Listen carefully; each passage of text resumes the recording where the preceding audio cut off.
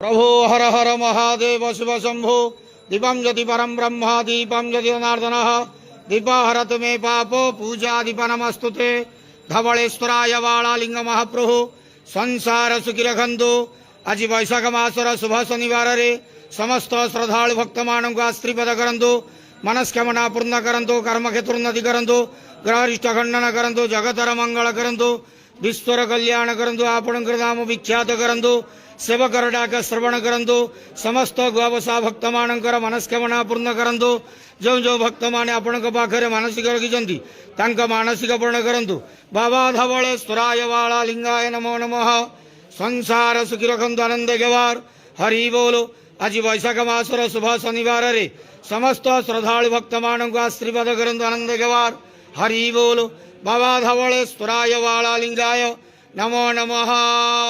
ओम नमः शिवाय धवलेश्वराय वालालिंगाय नमो नमः।